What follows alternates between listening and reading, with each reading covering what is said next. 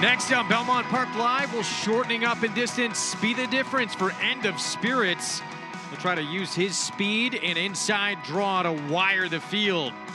Payne moves to Eclipse Award-winning trainer Chad Brown's barn for his 3-year-old debut.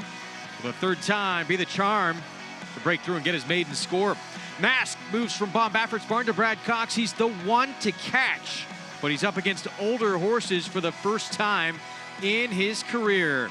And last year's Belmont Stakes winner Tappert readies for the second start of his 4-year-old campaign as he looks for his first win since his crowning achievement in a Test of the Champion. All that and more coming up on this Friday Twilight edition of Belmont Park Live. It's presented by Claiborne Farm. 100 years of doing the usual unusually well. Joining us just in time for the start of the Naira Bets late pick 5 sequence. We're 13 minutes to post. And we got our usual cast and crew here on site. I'm Greg Wolf, joined by former New York Met, LA Dodger, Paul LaDuca, New York Racing Association handicapper Andy Serling. Maggie Wolfendale joins us in just a moment. Our 8th race coming up today. Sprint over the inner turf and Mask very, very quick coming out of a couple of stakes races. Well, listen, is he the horse to beat in there? Yes, he is, definitely. He's going from the Bob Baffert barn to the Brad Cox barn. Not many times you want to change barns from Bob Baffert and get moved up, but this is a turf horse, and that's the one thing that Bob's not great at, training turf horses. They left this horse here off a 3rd place finish in this race last time out, Andy. Yeah, I mean, he ran fine in this race. It's an interesting race because the horse who won, Gidoo, came back and was a reasonably respectable 6th over at Ascot, which for U.S. horses is actually quite an achievement. And the 2nd place finisher did not run well, though, in a subsequent start at Canterbury. I have mixed feelings because Mask is a horse that really needs to have the front end, and he's facing some other serious speeds in horses like the 6 Blessed Halo and the 11 Get a Valentine, and I think he's extremely vulnerable as the possible favorite. Going to be interesting to see. Shorten up a little bit in distance, but he's got that Southern California speed, too. He's doing some real quick fractions, so that pace up front in that race is going to be intriguing to watch. Races that we have coming up this afternoon. Again, the 5th kicks off the Naira Bets late pick 5. It's a $12,000 claiming 6 furlong sprint. Race 6 is 7 furlongs on the turf. The 7th race, maiden special weight at 6.5 furlongs, and then that 8th race, the one we were just talking about with Mask, but there is other speed to contend with in that race. And of course, race 9, we will not have on our air. You can watch it on the Naira Now app, but part of the Naira Bets late pick 5. Weather and track conditions brought to you by Piranha Fly Spray, the preferred fly spray of Belmont Park. Piranha on, pests gone. Main track is fast. Turf course is firm. For today's action, here's a look at the field for race 5. What do you do here? With the remaining half of the entry, data-driven, dropping out of entry-level allowance races, 6-5, 5-1 separates this entire field. David Jacobson, Dylan Davis team up with the favorite. It's interesting. David Jacobson announced today that he's going to be heading out to California, where he split his stable between New York and California. And trainer Gary Gullo is a very good trainer, is going to be taking over the training. And I wonder if that's one of the reasons he's dropping data-driven so strongly in this race, trying to move on and maybe not have as many horses in New York. I don't know if that's the case, but that could be one of the reasons he's dropping so precipitously, Paul. Yeah, this is a weird drop. It really is. You know, he came out to Southern California the last couple of years, and he went out and claimed a ton of horses. He obviously loved the living out there because he's moving out there. I don't know what to do with this horse. Now, Bobby on Fleek, what do you do with this horse? I mean, $150,000 in the bank. Obviously, as a 2-year-old, he was a different kind of horse, but his last couple of races I got to say, that state-bred 25 claimer he was coming out of, that was maybe one of the better state-bred 25 claimers we've seen in a long time. There's some good horses in that race. There were, but I don't like the way this horse ran in that race. I don't like the drop down, and I'm not using Bobby on Fleek at all. $200 sign-up bonus for new members. Use the promo code LIVE. You can get down to this Naira Bets late pick 5 sequence. Play all the races that we show you each and every day here on Belmont Park Live. Again, go to NairaBets.com. Use the promo code LIVE to take advantage. All right, time to check in with Maggie Wolfendale. We got a quick look at her there. Gonna go back down to her. It's brought to you by Hillendale Farm, now standing Byron for $25,000. Love the hat, Maggie. Thank you, Greg. Appreciate that. As we'll take a look at some horses not named, data-driven in here, beginning with number 5, going first off the claim that is Get Off My Back, first for trainer Robertino Diodoro here. And not that he looked poor in his last start. He looked good for Ray Handel, but I don't know, this time, you want to talk about a horse looking strong behind the saddle. I have no other way to put it other than his hindquarters look like a peach. I mean, he is so well developed back there, and that just says to me that this horse should get away from there well. Granted, he hasn't been on the lead necessarily in his recent starts, but this barn can put a little bit of speed into their horses as well, and he just really caught my eye the most here as soon as I walked in. Next, we'll check in, though, with number 6, Bobby on Fleek. I agree with both points made by you guys. Greg, you brought up that this horse was in tough against that New York bred 25. He was. I also agree with Andy that I didn't love the way he ran last time, particularly the fact that he did not get away from the gate well, and that's usually an indication of a horse that is not doing that well either. Now, they come back and they put the blinkers on him.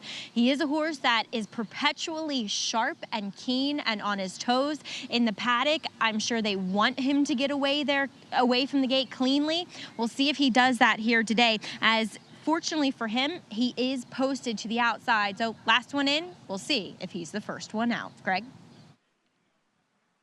All right, some good stuff there from Maggie, including Get Off My Back, the 5, off the claim for Robertino Diodoro, looking awfully sharp in the paddock. The Naira Bets late pick 5, it begins right here. The sequence exclusively available online at NairaBets.com. We're on track in New York, and it's racing's best play. We say it time and time again. It has proved to be with some of the payoffs that you have seen in a low 15% takeout.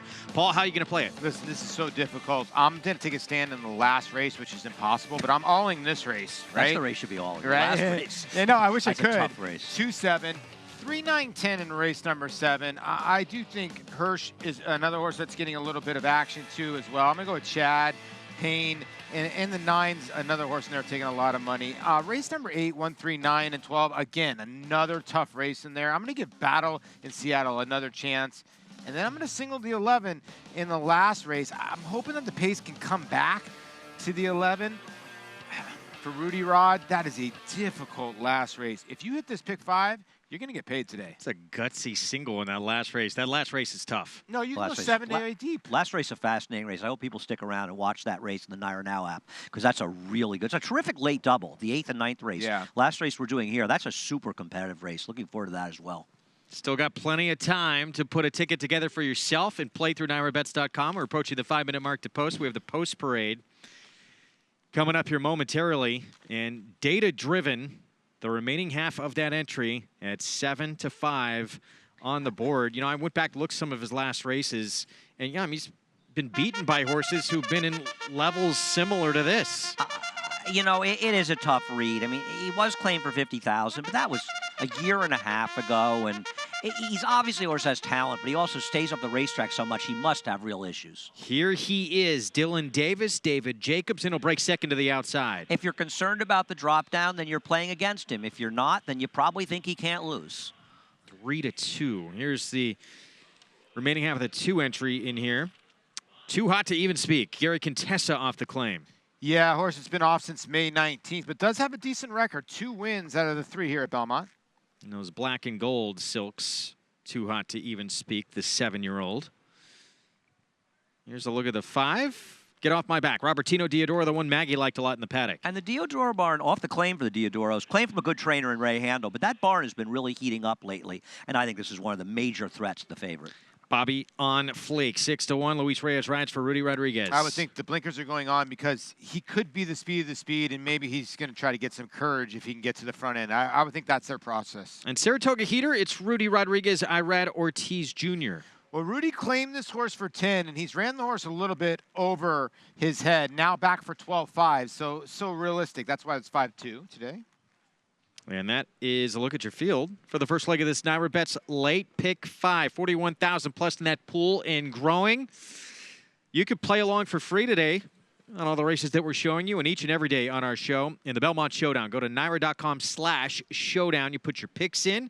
Watch your name climb that leaderboard. Again, at the end of the show, we reveal our top 10, and you're playing for real prizes as well. It's available each and every day of Belmont Park Live as we take a look at Saratoga Heater.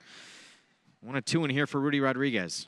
Rudy Rodriguez, and we'll see him finishing second. This is the last time he ran the dirt, and Rudy's run him twice on the turf, and he actually finished second one of them, so it's not like he can't run the grass. But this was actually a solid effort when he was second on April 7th at Aqueduct, because the winner, Brimstone, was the absolute lone speed, and he was able to control in a very moderate pace. So to close from well behind and finish second was actually a feather in his cap, and a similar effort by Saratoga Heater makes him one of the players near, assuming the favorite doesn't run his race. Yeah, I'm with you. You know, you're right. Brimstone's an old California horse that likes to win races, and there you see the Good stat. stat. Good stat. That's a good stat. You're right. 25%. A lot of starters, big Yeah, ROI. That's what you got to love. I love that you mentioned that, because a lot of people will say, oh, this guy's 25% off the claim, and he's 1 for 4. That's not 25% off the claim. That's 25%. Yeah. That's a big true sample size. Yeah, and this is something Rudy does well with, and he's a logical player. For me, the 1, 4, and 5 are the 3 I would use in here. Sharp. That's hardly narrowing it down, though. Sharp warm-up from him there as well. And Rudy Rodriguez, he's been pretty good, yeah. Turf to dirt as well. 5-2. This board so closely bunched together here. Here's a look again at the 5. Robertino Diodoro having an outstanding meeting in here. This horse coming out of a 16 claiming race, as Andy mentioned earlier, was with the Ray Handel barn. Struggled in that spot. And before that, he was just in too tough.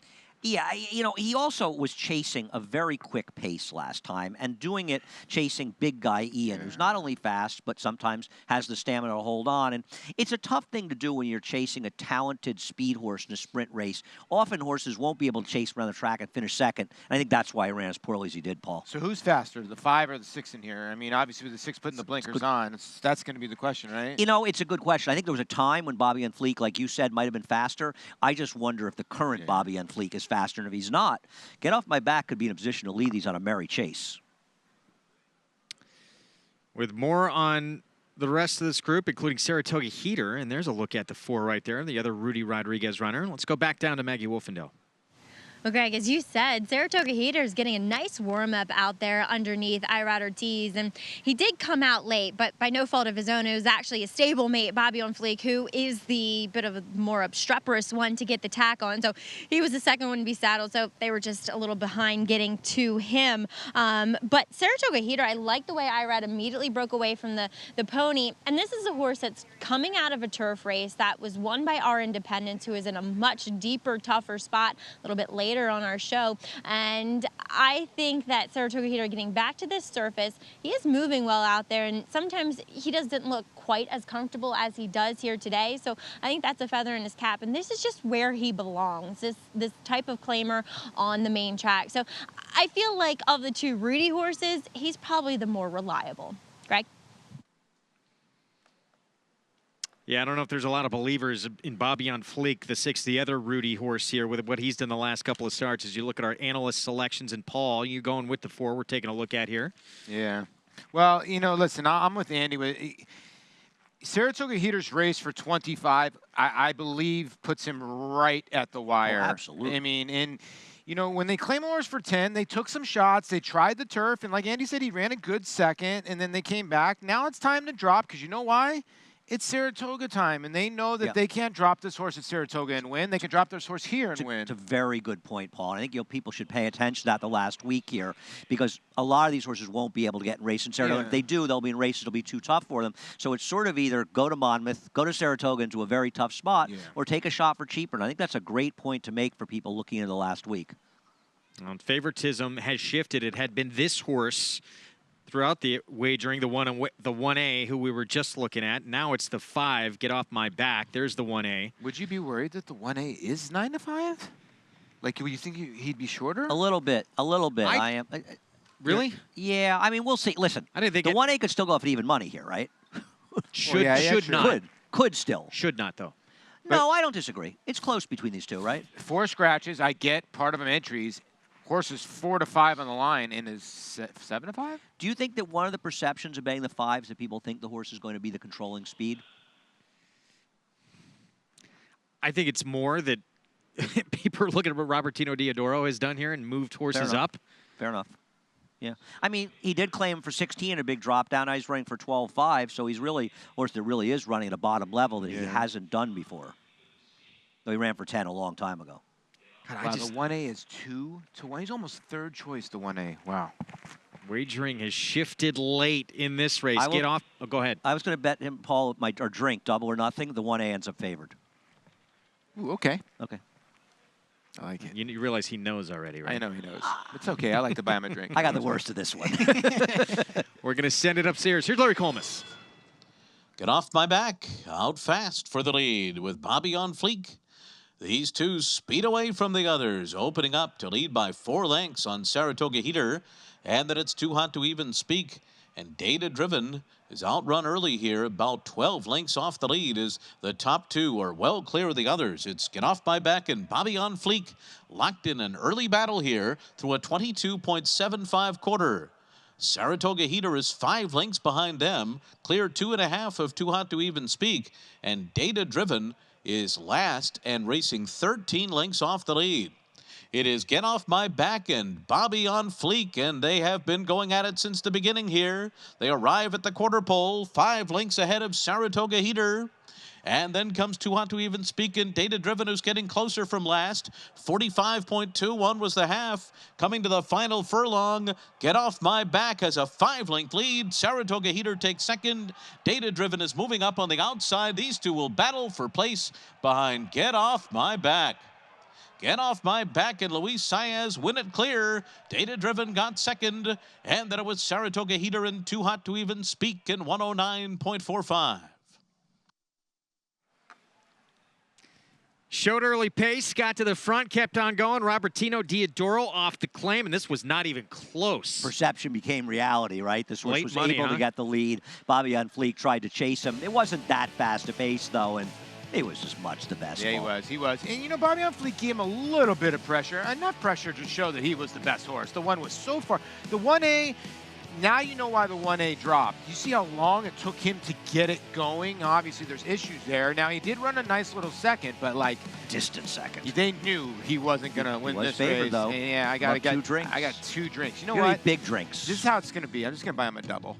Big drinks. Hamlet and Ghost, big drinks. I sense a Sperry's in our future. 5, 1A, 4, 2.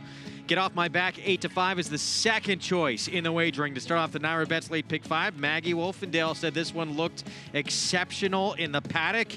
And he runs to his looks here off the claim for the Diodoro barn. Prices when we come back, and a lot more to come. Stay with us. This graded stakes winner and multiple Grade 1 performer by Tapit has become one of the nation's leading sires of 2-year-olds. Ranked number 1 in his crop by number of winners, he sired 11 stakes horses in 2017, including graded stakes winners Wild Shot and Oklahoma Derby winner Untrapped. At the sales, his yearlings have sold up to $480,000. Trap Shot, standing at Claiborne Farm. His record-breaking accomplishments on the racetrack paved his way here to the Stall of Legends. Now retired to stud, we welcome the dawning of a new era as this esteemed champion hopes to stake his claim to immortality. His blazing speed and striking good looks have been passed down to his remarkable first foals. Foals that will carry the flag of their famous father and one day hope to break records of their own. Medication-free and undefeated in sprint competition. Run happy, standing at Claiborne Farm.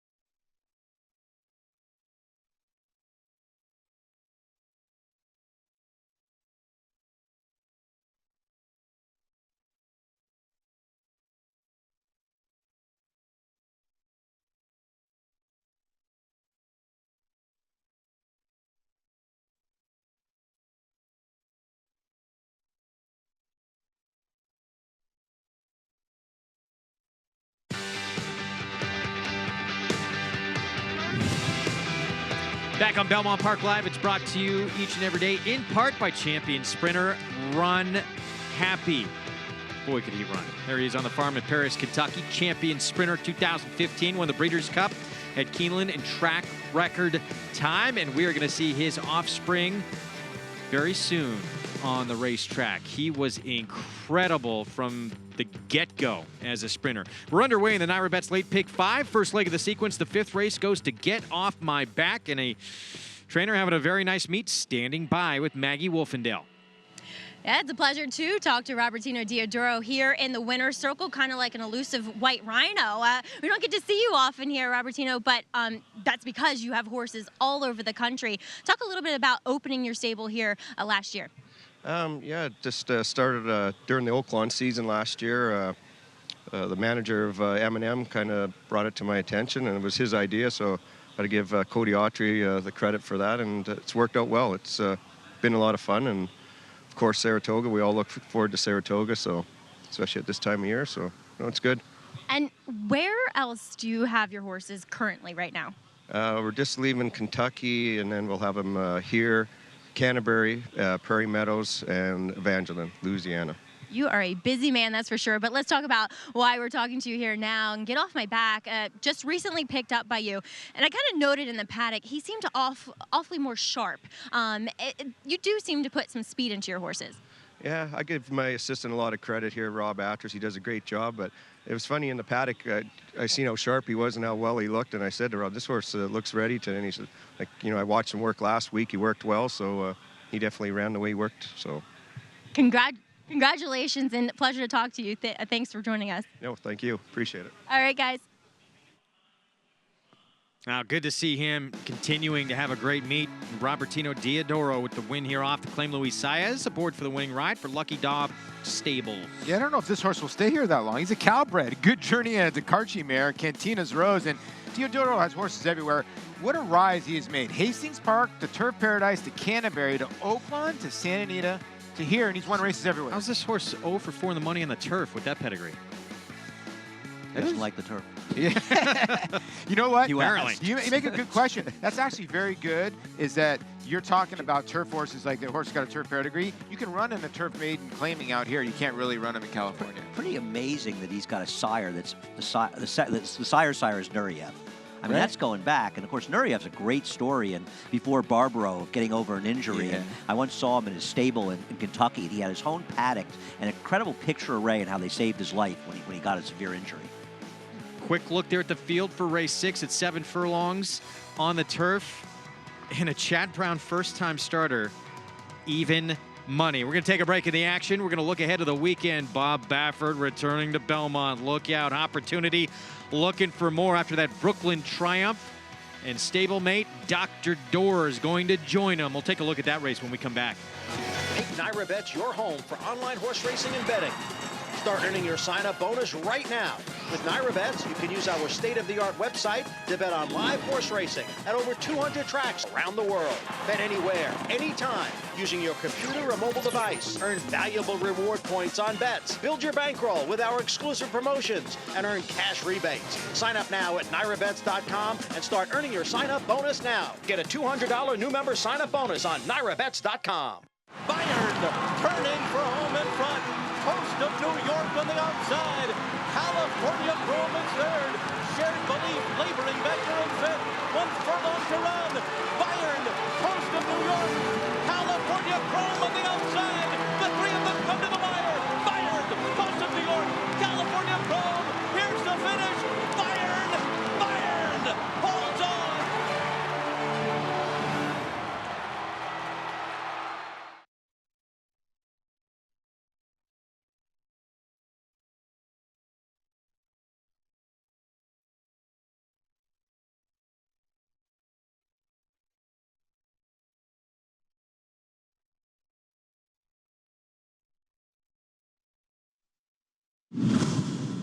As they come to the top of the stretch.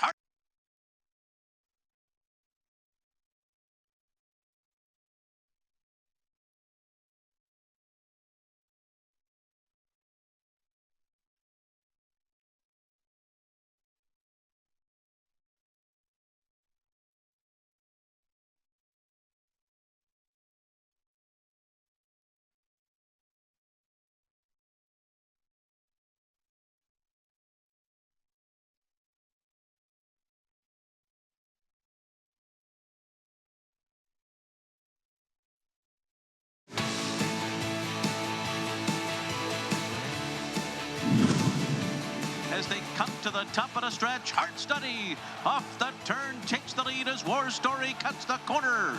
Take Your Guns and Opportunities coming too. These four arriving at the final furlong from Carlino. Shifting ground here is Hard Study. Opportunity draws up alongside. War Story fights on for the fence. Take Your Guns is in the center, but it's the old man Opportunity. Opportunity wins the Brooklyn. Same old story. Bob Baffert comes to New York, wins all the big races on the same day, of course, that he won the Triple Crown with Justify. He said Opportunity, a horse who gives you everything he has, and he showed up big time in that race. He's trying to win his first ever Suburban coming up on Saturday. Well, he's got 2 horses to do it between Dr. Door and Opportunity. And if you like horse racing, you like horses like Opportunity. Yeah, you really do. He's the kind of horse that just keeps grinding away, and he's found a new life as being a horse that loves going 1.5 miles. That's been somewhat, that's helped him. Now he's got to go 1.25 miles, but there's some other horses in here. I do think that War Story moved a little too soon, but here, you know, like you were talking about Opportunity, I think that Bob Baffert doesn't get enough credit for what he does with his older horses, considering what he does with his 3-year-olds. But how about this horse, 2 for 2 at Belmont? And he's the kind of horse that just keeps on chugging, Greg. So I think he loves these sweeping turns. He really does. Perfect here at Belmont. He'll try and go 3 for 3. Flavien Prat will be back aboard. He was on board for that Brooklyn victory. His stablemate is going to have a familiar face here back with him as well. And this is a horse that Bob Baffert said once we stretched him out, started to become a much better horse. He was very good winning the California 2 back, and he really didn't run badly behind Accelerate, who at this point might be considered the leader of the handicap division in this country. He's got to come east. He has to stalk Diversify in this race, take over, and hold off the closers. Won't be easy, but I can understand why a lot of people think he's the horse to beat. Now, we know Taprit loves it here at Belmont. He won the Test of the Champion last year, and Todd Pletcher says 1.25 miles, you're starting to get sort of back into what he likes to do distance-wise. Yeah, this is what he likes to do. He was an okay third to Timeline, disappointed a tiny bit today, did Timeline, but I still think Taprit will run his race on Saturday. I like him tomorrow. I think he's going to move forward. I love his return. It was a perfect prep. Second start back of his 4-year-old campaign. Here's Todd Pletcher on the outlook for Saturday. Yeah, I think the comeback race really helped him. His work since then have been very, very good. I think he's the kind of horse that'll improve with a race or 2 under his belt, and you know, I think the 1.25 miles of the Suburban suits him very well. He's got tactical speed, but he's got loads of stamina, and you know, obviously his biggest win came in the Belmont here at 1.5 miles. So you know, I think 1.25 miles is getting into his wheelhouse a little more, but mainly you know, I think he needed the comeback race, and you know, I like the way he's been training since then, and with a couple good works under his belt, I think, you know, hopefully sitting on a move forward. Always excited to see horses that won a leg or more of the Triple Crown. Of course, he won the Test of the Champion last year. Come back and see what they can do in their now 4-year-old campaign for Tapper. That's a very intriguing race, and a race with a lot of contenders in it. We don't have enough time to talk about everybody. The Dwyer precedes it. 3-year-olds, of course, making their return in this one. We've talked a lot about Mendelssohn over the course of the week. He is 8-5 on the morning line. And Graham Motion sending out Rugby Man, who competed in the Easy Goer, and that was a tough defeat, missed by a neck to Prince Lucky.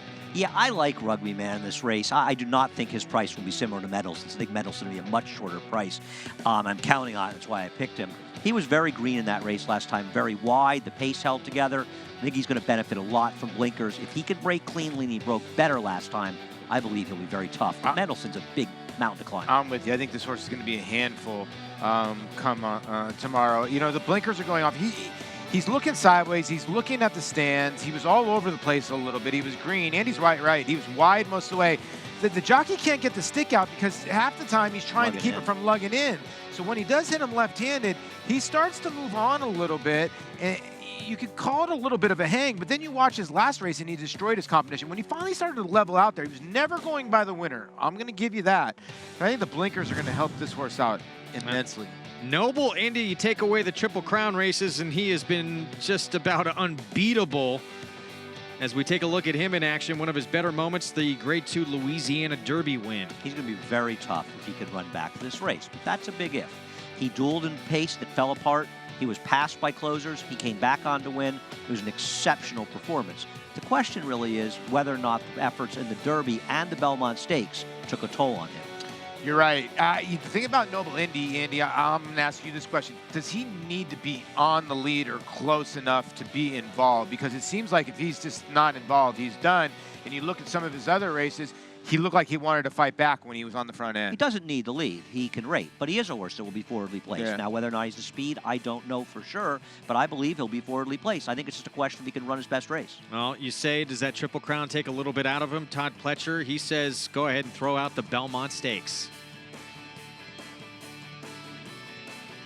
He's a horse. I don't think he ran his race in the Belmont. He's a horse that wants to be involved early. He got a little hot and anxious in the paddock and post parade for the Belmont. I expect obviously a much more quiet crowd and setting, and I think starting on the backside instead of in front of the grandstand will allow him to relax a little bit. And we're putting the blinkers back on. We'll ask him to get into the race a little bit, and hopefully, shows up. The main thing is I think he's a horse that just wants to get involved in the race and get into the flow a little bit, and hopefully shows up and behaves himself and runs the way he's capable of. Belmont Sprint Championship, compact field, but loaded with talents. Whitmore, Limousine Liberal, going to take plenty of attention. Favorable outcome. 4-1 on the morning line on the outside. Greg is going to like favorable outcome. That's my prediction in this race. He ran very well in his last start because, and this is actually him winning allowance back at Aqueduct, but his last start he was forced to chase a very talented horse that was loose in the lead who loves a wet track, and he kept on fighting and ran a big figure. He's been a bit of an enigma. He looked like he was going to be a very good sprinter, winning the Swale to start his 3-year-old year. An injury kept him out of racing for a long time, came back, showed some signs, but he has not put it together in 2018. He hasn't. His comeback race in the Gulfstream Park Sprint, that was a legit stumble. And I'm wondering when he went into the Carter, he just wasn't ready. And then Army Mule showed up, and it was like he was a buzzsaw that day. So favorable outcome could be different. It's an interesting race. You have the 3, 4, and 5 all going to be going for the lead, and the 1, 2, and 6 should be stalking behind. Loaded schedule on Saturday. You do not want to miss it. Stars and Stripes. We got the Dwyer, Belmont Sprint Championship, Belmont Oaks.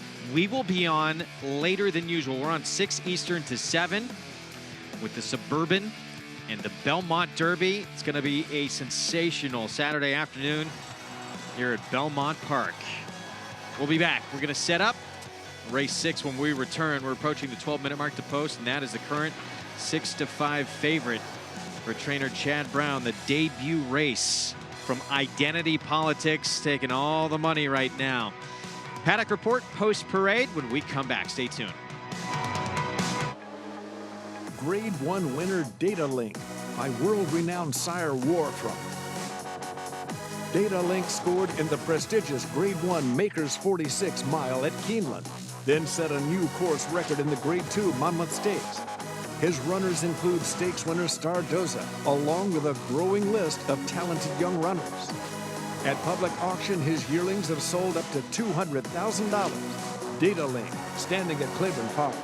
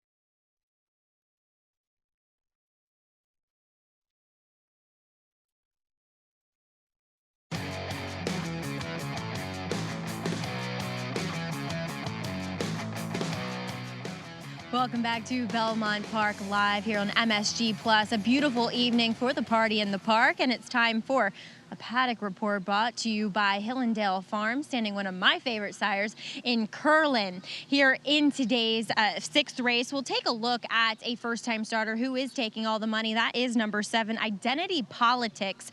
And if you didn't get the change, he is a colt, and he would like everybody to know that. He has been screaming, saying, "Hey, ladies, they printed it wrong. I am a colt." Other than that, though, I can't fault him here.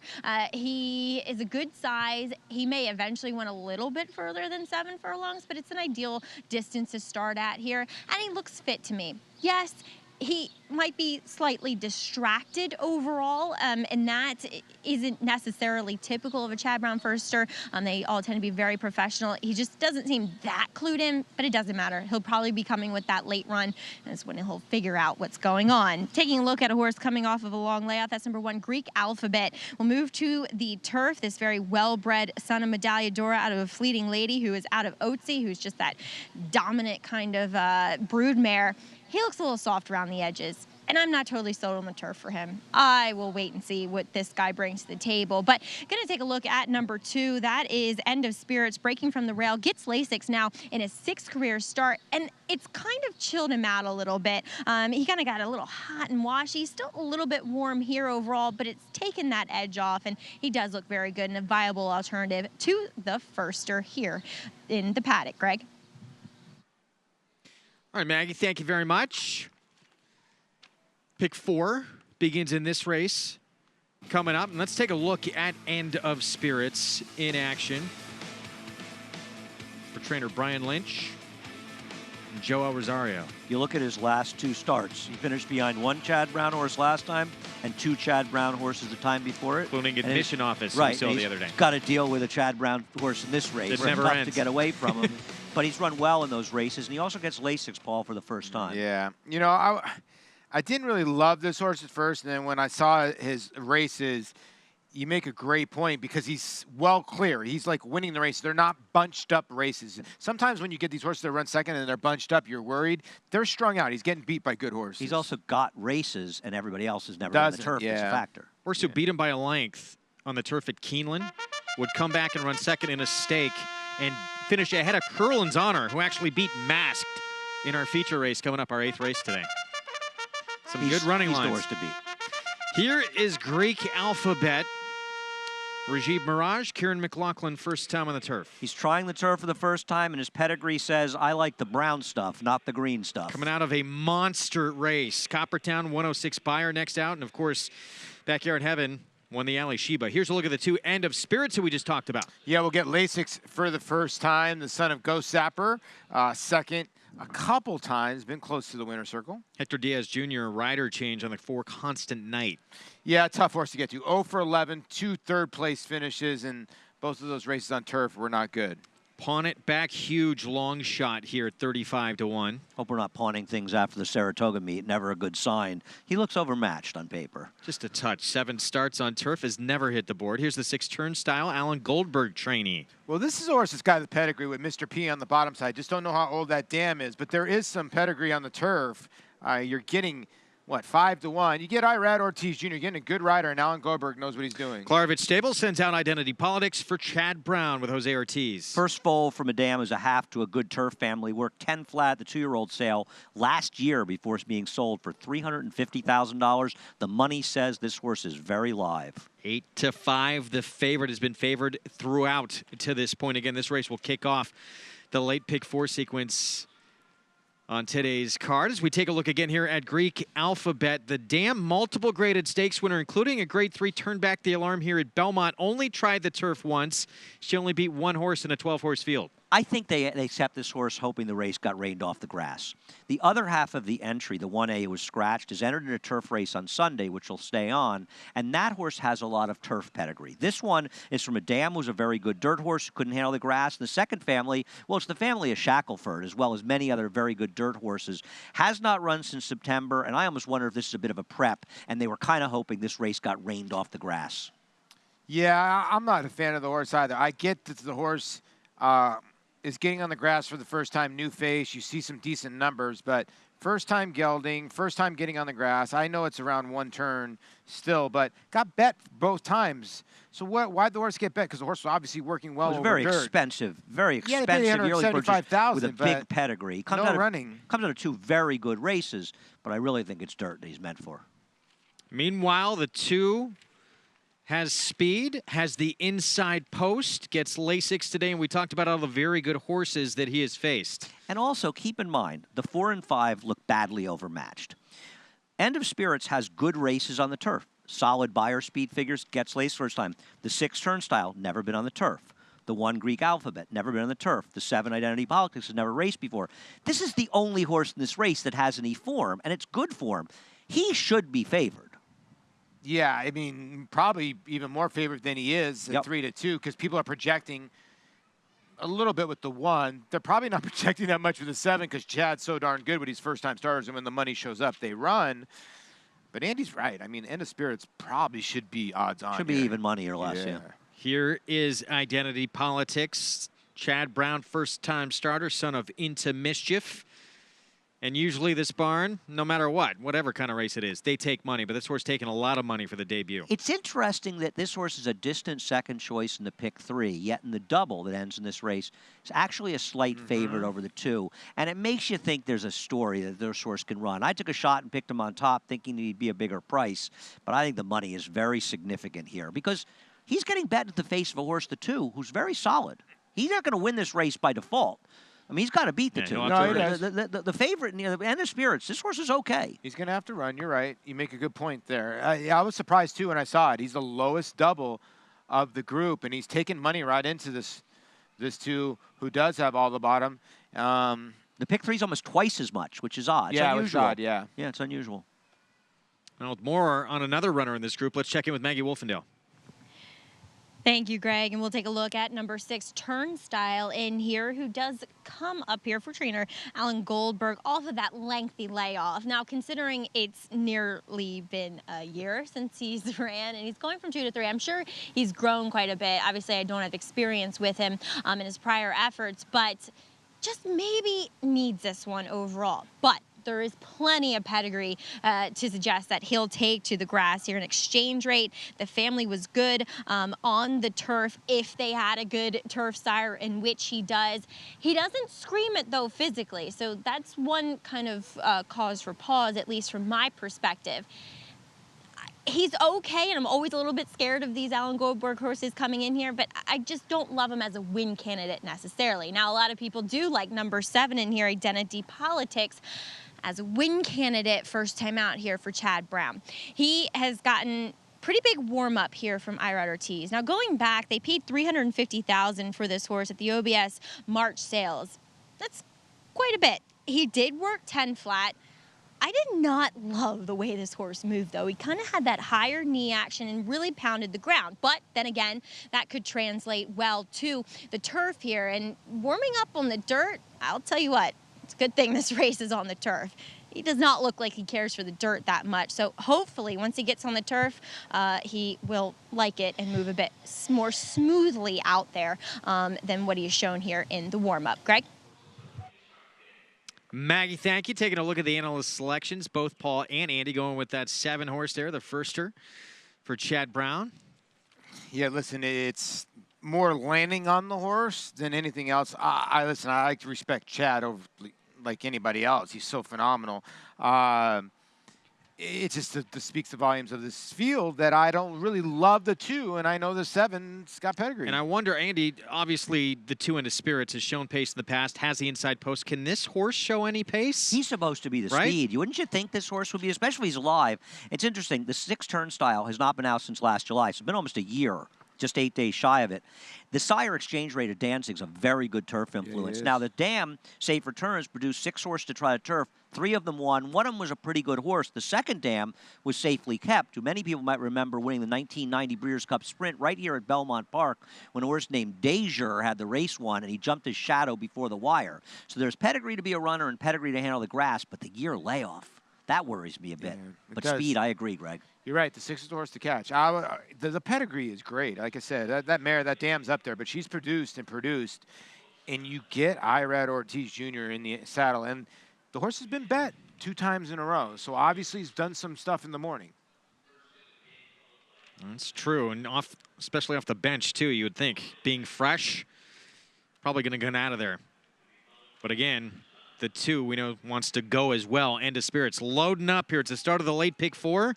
End of Spirits, the 2 with the rail, is the favorite by a slim margin over the first-time starter. The 7, Identity Politics for Chad Brown. There he is loading up. Let's send it upstairs to the voice of New York Racing for the call.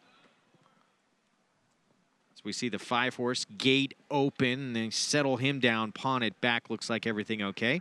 Here's Larry Colmus. And the last couple of runners are moving into line here as they straighten out. Pawn it back into the gate, just waiting for Greek Alphabet now to come up to the outside stall. 7-5 right now on End of Spirits, a slight favorite over Identity Politics. And Pawn it back has now been backed out of the starting gate. But it looks like Pawn it back is moving back into line. And we're just about ready for a start here. They're off. Not a good beginning at all for Turnstile, who had a tangled start and has been left behind the field. It's End of Spirits who goes out to the front with Greek Alphabet on the outside and Pawn it back. Behind them, racing in 4th position is Identity Politics on the outside of Constant Night. And the trailer is Turnstile. So they're heading up the backstretch here. Greek Alphabet takes the lead on the outside. Now the leader by 3/4 of a length. End of Spirits second. Pawn it back goes up on the outside third. Constant Night, Identity Politics together. 4 lengths off the lead through a 22.64 quarter. Turnstile trying to recover from that beginning is at the back of the field as they make their way around the far turn. Greek Alphabet the leader from long shot, Pawn it back at a 3 wide. Identity Politics going up outside of them. End of Spirits and Constant Night behind them, and Turnstile is still the trailer around the far turn. Greek Alphabet, Identity Politics on the outside. Constant Night comes up outside of them. End of Spirits is next. Pawn it back is dropped back in Turnstile. The half was 46.53. They're into the stretch. Greek Alphabet coming to the 8th pole, trying to hold off the competition. Identity Politics is second to the outside. Then it's End of Spirits along the rail and Constant Night. Greek Alphabet and Rajiv Mirage have it won as they come down to the wire. They're going to score by just over 2 lengths to Identity Politics. End of Spirits ends up third, and then Constant Night in 121.71. Greek Alphabet, first time on turf, 4-year-old debut, and gets the win. Well, I guess I was wrong. They wanted to run on the turf, or maybe they didn't, and the horse was a turf horse. But despite the pedigree, this horse was a lawnmower out there, allowed to set a fairly moderate pace when I think Joel Rosario was unaggressive with End of Spirits, but it didn't matter. This horse was impressive in winning. Yeah, I mean, when he gave up his rail position, the race is over. I mean, listen, when a horse has never tried the turf for the first time, he took to it right from the beginning to get to the front. The 2 can't give up position there. I understand it would have compromised them, but race was over. Yeah, I don't really know, and I'm a big fan of Joel Rosario, but it seems like he had a bad plan in here, and I'm not saying he would have won. Actually, Identity Politics ran very well to be second. He had to move early and move wide into this horse, but the reality is the horse who won was the best horse.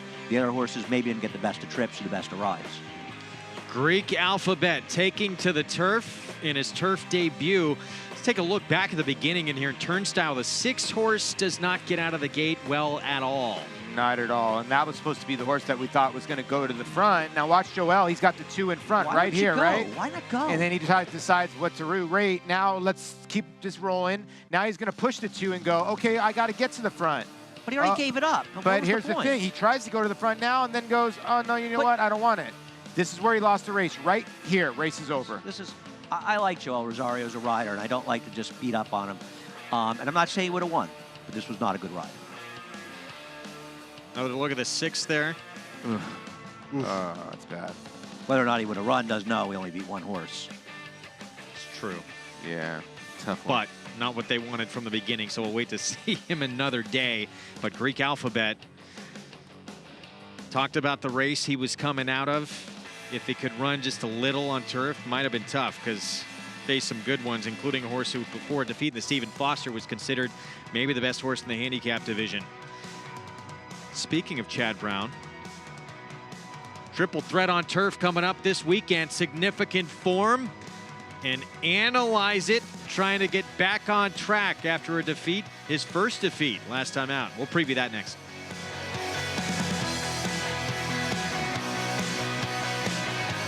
And they're off in New York, the premier state bred program in the United States. When you own a New York bred, your horse can run for more than $44 million in purses, restricted to registered New York breds. And the New York program pays awards to breeders, owners, and stallion owners when their New York breds finish first, second, or third at New York tracks. We have the quality. Audible, no doubt about it. You have the opportunity. New York breds, get with the program. The best program.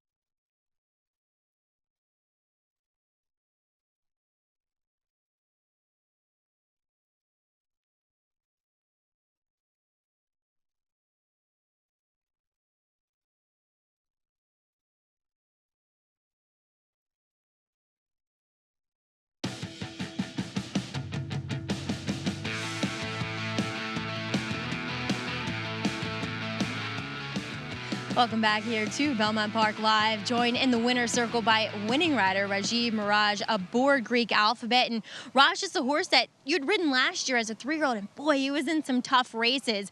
Had you been on him in the mornings, and what difference did you feel with him today on the turf? Well, I worked him prior to his first start last year, and he showed ability, but he wasn't as quick early. Today, when I rode him on the grass, he came out to gate really good, and he was real forward. So I was pleased with that. His first 2 races, he was kind of far out of it early, but came with a good run. The fact that he got a little more speed on the turf kind of helped him today. Do you think that has anything to do with being a gelding now? It probably does. He's a lot lighter in the back end, so you could push off. This is true, and a bit of an early birthday present for you. Your birthday this Monday. Yeah, I'm 33 years old, and I'm getting to do what I love to do, so my life is going really well, and we're looking forward to celebrate my birthday coming up. And if you don't know, Raj knows how to throw a party. Raj, congratulations here. Thank you. All right, Greg. Maggie, thanks. I love seeing him win. He's always in a good mood. He's always smiling. He's gone through some tough times, too. Had a real difficult comeback, and he's riding terrific right now. Greek Alphabet gets the win. Nice to see him, too, ride for Kieran McLaughlin, the Dolphin. He's had some good success riding for that barn in the past, some Grade 1 wins. Yeah, congratulations to Raj, his Mundavioro filly, or excuse me, gelding out of Fleet Alex Mare, Fleeting Lady, and Greek Alphabet, $11.80. And again, the pick 6 carryover coming in today was pretty hefty, and you get $304 to start that one. And for the double, there you go. Get Off My Back. I know it was your second choice, but Greek Alphabet, that might play a little bit more. So there's 3 tough races left here, too, as well. This pick 6 is going to be interesting. 75,000 plus in the Naira Bets late pick 5 pool, and still a long way to go in the sequence. We will set up the 7th, a maiden special weight at 6.5 furlongs momentarily. We're going to look ahead to the weekend, though, with more of that Stars and Stripes Festival and the Belmont Oaks Invitational. Grade 1, this is a look at the field. Chad Brown should have a strong say in this race. Significant form inside, Mighty Scarlet outside. But we're going to take a look at La Signare and what she did last time out. Beating Significant Form, doing it on the lead every step of the way. I think roles will be reversed. I think the Significant Form will likely be in front of La Signare, at least early in the race on Saturday. I actually believe the horse that ran 1, 2, and 3 in this race might be the 1, 2, 3 horses to beat in here, especially the first two. Yeah, the other horse in here is going to be Twinette from California that drives the horse. But you're right, these two horses ran good. And I still think that Rosario did a great job of keeping this horse in front. And listen, Irad Ortiz Jr. wanted to turn it into a two-horse race in significant form, couldn't go by. Speaking of Toinette, let's take a look at this Edgewood. It is sensational. Keep your eyes on post 7. Does not get out well at all, gets squeezed, has to drop back, and then we're going to get into the stretch here. And the charge she puts forth in this stretch is just absolutely sensational. She's a talented horse, and I won't be shocked if she wins this race. I don't think the break mattered at all to her personally, because when you're a deep closer and you get a little left, it doesn't really matter that much. What happened was Daddy's a Legend went after Rushing Fall, and they ran away too fast, too early in here, and it helped set up for the closers. I'm not knocking Toinette. She's talented. I don't know if she wants more ground, and I think she's a little bit dressed up by circumstance in this race. Yeah, she kept flying home. You're right here, Wolfie. And wow, Shadow of the Wire does get up. And again, Flavian Pratt, such a good rider. We saw him already yesterday win a couple races, and he's showing a lot of the trainers out here that he can ride. Meanwhile, the boys going in the Belmont Derby. Who is going to appreciate that extra ground? Of course, we're getting the rematch between the previously unbeaten Analyze It and Catholic Boy in that strangely run race in which Catholic Boy got passed in the stretch, swung back outside, come back and beat him. At the end of the day, when you look at this race and you see the stretch battle, which the two Analyze It Catholic Boy were involved in, and you think we've got those two horses coming back with the addition of horses like Hunting Horn, Hawkish as well, and others in here, this is going to be an absolutely thrilling race. And there's Jonathan Thomas on that victory from Catholic Boy. We felt like he came out of the Pennine Ridge with a little more energy than I would have thought, given that it was, at least on paper, a tough enough race. Once Analyze It got up to his throat latch and passed him, I mean, we kind of were content for a second place finish, but when he started to dig back, we've seen that from him time to time, so it wasn't a surprise, but to do it against a horse as good as Analyze It, running those kind of fractions, and we're really proud of his effort. Meanwhile, we have my boy Jack. He was exclusively a turf horse as a 2-year-old. Actually went back and looked at his Breeders' Cup Juvenile Turf. He actually ran pretty good in that race. Then he became a horse pointing to the Triple Crown. Now he's back on turf. Who knows? Oh, I know one thing about him. He'll be overbet. Yeah, he probably will be overbet. The one thing you can say about this, Cole, he loves a sloppy racetrack or a muddy racetrack. But you're right, his turf races are not awful. And again, when it comes to the Sormos, I don't put anything past them two. They're very good together. They better be better than not awful against this field. No, they better be very good. Let's hear from Keith DeSormo on going through a grueling schedule in the spring. He ran a hard, bang-up 3 races in 6 weeks before the Derby, so he earned a little bit of a freshening. And the time it takes to get him reacclimated to racing, getting fit again, fit right in with the spotting of the Belmont Derby. The fact that it's on the turf, 1.25 miles is right up his alley. Of course, the fact that it's 1.2 million weighed into the decision-making process. And from this race, we can go anywhere. So it sets us up for a nice, strong finish to the second half of the year. Keith and Kent sound so much alike, don't they? I many don't know. ways. You look at this horse, he's done very little wrong on the turf. I know he's only 1 for 5 on the grass, but go back and look at some of those races, especially that Breeders' Cup Juvenile Turf. He ran pretty good that day. I thought he did too. But Andy makes a good point. Can he get the 1.25 miles? Can he get the 1.25 miles against these type of horses? Well, I don't think he's a problem with distance. I think he's a problem with talent. But I'm not saying he's not a good horse. He's going to have to be better than good. This is a very, very good race. Loaded field, no doubt. And obviously Analyze It, trying to get back into form after the first defeat of his career. That came against Catholic Boy, and those two going to go head-to-head again. We're going to take a break in the action. We will be back.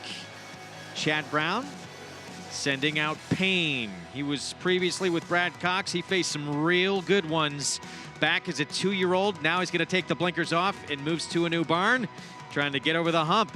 We'll be back with more next. His record-breaking accomplishments on the racetrack paved his way here to the Stall of Legends. Now retired to stud, we welcome the dawning of a new era as this esteemed champion hopes to stake his claim to immortality. His blazing speed and striking good looks have been passed down to his remarkable first foals. Foals that will carry the flag of their famous father and one day hope to break records of their own. Medication-free and undefeated in sprint competition. Run happy, standing at Claiborne Farm. Make NyraBets your home for online horse racing and betting. Start earning your sign-up bonus right now. With NyraBets, you can use our state-of-the-art website to bet on live horse racing at over 200 tracks around the world. Bet anywhere, anytime, using your computer or mobile device. Earn valuable reward points on bets. Build your bankroll with our exclusive promotions and earn cash rebates. Sign up now at NyraBets.com and start earning your sign-up bonus now. NyraBets, racing's best play.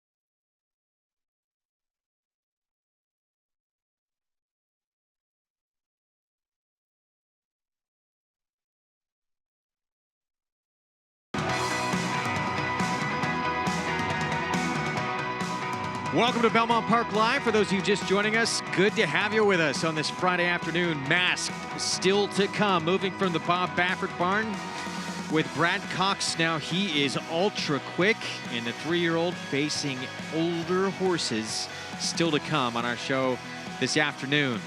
Great conditions today for our Friday Party at the Park Twilight card. Welcome to those watching on MSG Plus, Prime Ticket, and Fox Sports San Diego. Greg Wolf alongside Paul LaDuca, Andy Serling. We'll get to Maggie Wolfendale in just a moment. And again, masks still to come. Very quick horse. It's going to be a tough task, though, in that 8th race. Yeah, it's going to be. I mean, take this field gate to wire. This is a horse that's leaving the Bob Baffert barn to the Brad Cox barn, a horse that ran 3rd in the Paradise Creek. And, you know, wasn't a bad 3rd considering the runner or the winner came back to run okay. As for the 7th, coming up, maiden special weight at 6.5 furlongs. And another horse moving barns, actually from Brad Cox to Chad Brown. That is Payne. He faced Quip in his debut. Would win the Tampa Bay Derby, 2nd in the Arkansas Derby. Another horse he faced would run on the Triple Crown Trail as well in the 2nd start of his career. He's been off since. Now he'll take blinkers off. 4-1 on the board. Yeah, he's faced good fields in all his races. Now, this was his 2nd start at Churchill Downs. He made a very aggressive early 4-wide move to the lead in a fast-paced race, going 7 furlongs. As you can see, he opened up mid-stretch, and they lost to a talented horse in that race, a Steve Asmussen horse, who came back and ran in stakes and ran okay going long. Look at how far ahead of the rest of the field they were. This is a much better effort than the 67 Buyers suggest. He now has a chance to improve from 2 to 3, switching to Chad Brown. In my opinion, he'll end up being favored, and he's the horse to beat. This horse has had 2 outside slots, too. He's been wide most of the way, and he did a lot of the dirty work last time out. And maybe that's the blinkers off. You know, maybe Chad's thinking he got lost on the lead. And look at those stats when they switched to Chad on the dirt. And here's the thing, 36%. And a lot of people think he's a turf trainer, and that just shows you the guy can win on dirt all day long. 4-1 right now. Not getting a lot of respect on the tote board right now because we have a couple of firsters that word may be out about them in this group. Meanwhile, throw the fade. He's the most experienced runner in this group. He faced a horse last time out. He's going to run on the Dwyer tomorrow. Yeah, Fixing of Larry Might will be a little long overmatched. shot. Yeah, right? Here's my opinion in this race. I think of the horses that ran, that Payne is going to win. I'm not a fan of this horse. He loomed up in the outside like a winner, and I don't know that throw the Fixed Income Larry is that strong. I'd be more afraid of first-time starters. I didn't love this horse's race. He's home, right? He looks home. He looked home. You're right. I'm with Andy. He looked home. I mean, when you sometimes when you watch races and a horse looks home and then they don't, he was leaning in most of the time. I get it. He was a tiny bit green. The horse on the rail snuck up and beat him. But listen, he's had 6 tries already. Not just 6 tries, Paul, but a bunch of them in the winter at Aqueduct. You're supposed to break your maiden in the winter at Aqueduct, not at Belmont in July. Time for a paddock report. We're going to check in with Maggie Wolfendale. It's brought to you by Hillendale Farm, now standing curling for $150,000. Maggie? Greg, thanks. And as you guys were saying, the first-time starters might be very dangerous here, and I couldn't agree more. As we'll actually just begin in sequential order with number 1, that is Candy Rita for trainer Brian Lynch. This is a big, good-looking son of Candy riding here, and actually got to watch some of his works. And the work 3 back, he worked with Rock Doc, who did come home a dominant winner when stretching out for the first time 2 weeks ago for Brian Lynch. He was kind of niggled at to keep up with that horse. And then if you go back and watch his last work, which was with Encinitas, who's a decent maiden himself, the blinkers were on that time, and he was just well within himself. It was a slower time as well, but he just did it the right kind of way. He is wearing those blinkers for his debut, and he comes in here looking awfully fit overall. So he is a pretty big price on the board, but I'd be a little frightened of him. We'll see. Maybe he does want to go a little bit longer than this, looking at him. We'll also take a look at number 3, Aquam, for trainer Chad Brown, $550,000 as a yearling for this very good-looking son of Bernardini. He is beautiful. He's got that beautiful, long, kind of crusty, elegant neck. I mean, he's just a picture to look at, that's for sure.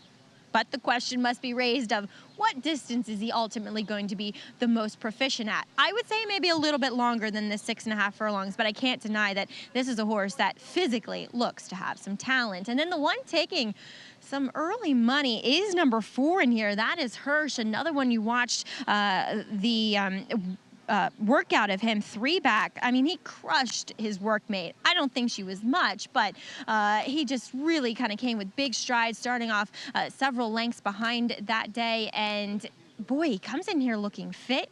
I don't mind the 6.5 furlongs for him. He's a little bit more on the smaller side, kind of more, not smaller, I should say, but just a little more built downhill. Very well defined, very well prepared, and beautifully balanced in here as well. And then finally ticking in with number 9, Illudaire, who, by the way, so pleased to see Jimmy Jerkins here in the paddock after going a minor heart surgery over this past week. So good to see him back at what he loves to be doing and loves to be here at the racetrack. Wouldn't have it any other way.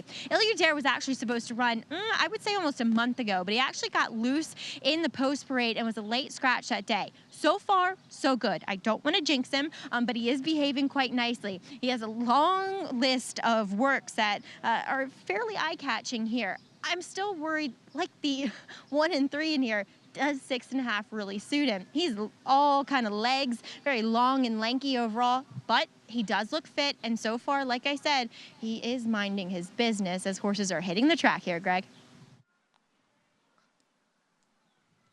Well, just touch upon what Maggie was talking about. Yeah, Jimmy Jerkins has both the 8 and the 9 in here. That was on Monday that he had heart surgery. 2 stents put in to clear some blocked arteries, and already on Friday he is back out at the track. So doing what he loves, and we're glad to see him back. Only in horse racing would people be making that move. Yeah, it shows true, how much right? you love the game. And it's like the heart's gonna be beating when the horse is coming down the lane. You gotta love Jimmy Jerkins. I love it. Just hope that he controls himself if they have a tough beat in here. You know, he is Al Jerkin's son. Yeah. And right now, yeah, the Hall of Famer, one of the greats of all time, and his Illudaire for the Jerkins barn right now is the favorite on the board. And there he is. Everyone glad to see him back as we start our post parade. And here is Ken DeRita, or son of Candy Ride, I should say, for trainer Brian Lynch. This race had originally been carded to be run on Sunday when we canceled, and Candarita had not been entered for whatever that's worth. He's bred more for turf. Aquam, sent out by Chad Brown, first-time starter, son of Bernardini with Javier Castellano. Not taking much money in this race. We'll see a lot of money, though, for this horse as a yearling. Hirsch, firster, who is taking money for Dermot Magner, Joel Rosario. Yeah, nice guys, stables. They're good guys in here. And this horse is taking money. A son of Jimmy Creed comes in with a bullet work of his own. Lawn twist of 5 here for Leo O'Brien. John Velasquez rides. A lot of money for this horse as well, considering the pedigree in Leo O'Brien and maybe John Velasquez, but shows some decent works. Dan was a multiple stakes winner, graded stakes placed on both synthetic and turf. Here's Throw the Fade for Jeremiah Engelhart. We showed you that last race. Yeah, the son of Shackelford. Is he better on the front end? Is he better from behind? He's got 4 seconds in 6 starts. Hot Sriracha, Steve Asmussen, second-time starter. Needs to improve off his debut to win here. And here come the Jimmy Jerkin runners. Here's Point to Remember. Actually, second to Vino Rosso in the debut. Yeah, this horse ran well first time out, and then now going to get Lasix. They try to get him on the turf because he's the son of Point of Entry. The 9, Il You Dare, another Jimmy Jerkins runner, the first-timer by Ghost Zapper. Taking a lot of money, so we'll see if the money's meaningful. And also at 7-2, Payne, 2 starts as a 2-year-old. Now the blinkers come off, moving to Chad Brown's barn. Yeah, and Jose Ortiz in the irons, and probably the one to beat at 7-2 on the outside. That is your field. Competitive 7th race coming up. Some new faces are very intriguing. Here's a horse, second time out for the Steve Asmussen barn. Son of Flatter. Can he step up and surprise? He's 13-1 on the board. Luis Saez hops aboard for the second-time starter. We'll be back. This successful son of AP Indy has sired 6 millionaires, including 2017 Eclipse champion 3-year-old West Coast. A dominant winner of the Grade 1 Travers and Pennsylvania Derby, West Coast also placed in the Breeders' Cup Classic and was runner-up in the $16 million Pegasus World Cup. In the sales ring, Juveniles by Flatter brought up to $600,000, and his yearlings sold up to $460,000. Flatter, standing at Claiborne Farm. Make Naira Bets your home for online horse racing and betting. Start earning your sign-up bonus right now. With Naira Bets, you can use our state-of-the-art website to bet on live horse racing at over 200 tracks around the world. Bet anywhere, anytime, using your computer or mobile device. Earn valuable reward points on bets. Build your bankroll with our exclusive promotions and earn cash rebates. Sign up now at NairaBets.com and start earning your sign-up bonus now. Get a $200 new member sign-up bonus on NairaBets.com.